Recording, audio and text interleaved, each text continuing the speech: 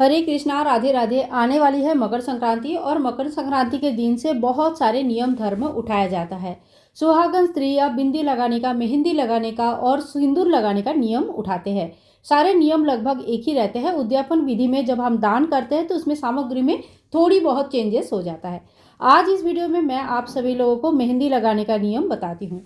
तो देखो, सुबह सुबह स्नान आदि करके जो भी दान का सामग्री है, जो भी हमारा नियम होता है, वो सारे हम कर लेंगे। और अगर पिछले साल से कुछ नियम ले रखा है तो उसकी उद्यापन कर लेंगे।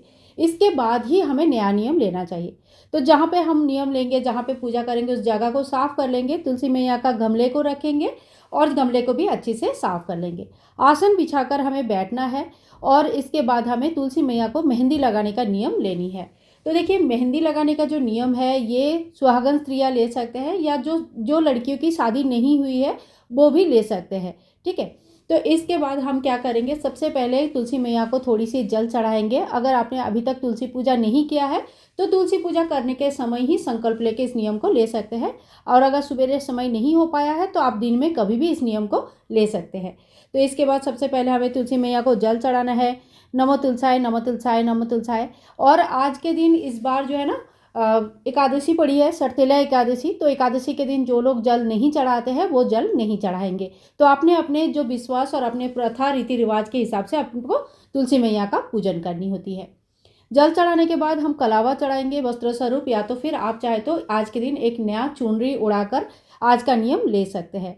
हाथ में थोड़ी सी फूल ले लेंगे, तिल ले लेंगे और थोड़ा सा जल ले लेंगे और बोलेंगे कि हे माँ तुलसी, आज से मैं आपको मेहंदी लगाने का नियम ले रही हूँ और मेरे हाथ में भी इसी तरह से हमेशा ही मेहंदी रची रहे। इसका आशीर्वाद आप हमें करें, सदा सुहागन रहने की आशीर्वाद करें। तो पति की उन्नति के लिए, सदा सुहागन के लिए इस सारे नियम को लिया जाता है। तुलसी मैया को टीका लगा देंगे। अक्षत स्वरूप आज तिल चढ़ाया जाता है। और अगर आपके यहाँ पे तुलसी मैया को नहीं छुआ जाता है तो एकादशी के दिन, तो देखिए आप ये नियम ना 15 तारीख को भी ले सकते हैं, क्योंकि इस बार जो है 15 तारीख और 14 तारीख दोनों दिन मकर संक्रांति मनाया जा रहा है। जगह के हिसाब से अलग अलग दिन में अलग अलग लोग मकर संक्रांति के त्यौहार मना रहे हैं। क्योंकि मकर राशि में जो प्रवेश हो रहा है सूर्य का, वो दोपहर का टाइम है, इसीलिए उदय तिथि के हिसाब से बहुत जगह पे 15 तारीख मनाया जा रहा है और बहुत जगह पे नॉर्मल जैसे 14 तारीख मनाते हैं उसी तरह से मनाया जा रहा है। ठीक है। तो आपने जहाँ पे जिस क्षेत्र पे आप रहते हैं उस जगह पे सभी लोग जिस दिन त्यौहार मना रहे हैं उसी दिन ही आप ही को भी मनाना होगा। तुलसी मैया का इस तरह का संकल्प कर लेंगे। और इसके बाद से मेहंदी की नया कुप्पी हमें लेनी है, या तो फिर आप सूखा मेहंदी ले सकते हैं, उसको भी जल से घोल के फिर मैया को, तुलसी मैया को लगा सकते हैं।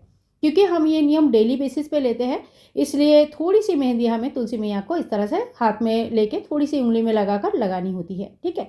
तो इस तरह से हमें पहले दिन तुलसी मैया को मेहंदी लगा देंगे।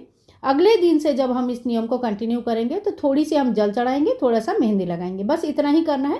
पहले दिन थोड़ा सा पूजा लंबा रहता है, या पहले दिन जब हम शुरू करते हैं तो उसका संकल्प वगैरह रहता है, बाद में इतना नियम नहीं रहती है। ठीक है।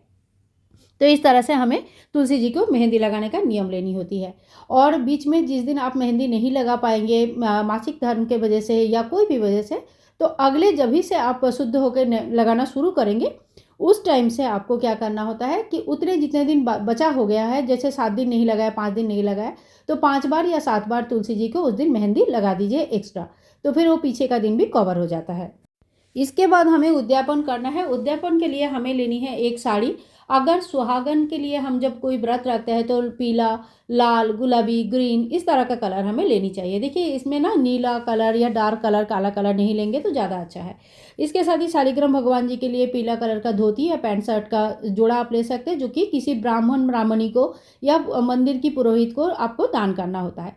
साथ ही में हम तिल और गुड़ ले लेंगे। तिल और गुड़ का दान अति अवश्य ही किया जाता है, बहुत ही शुभ माना जाता है। और साथ में थोड़ी सी दक्षिणा ले लेंगे।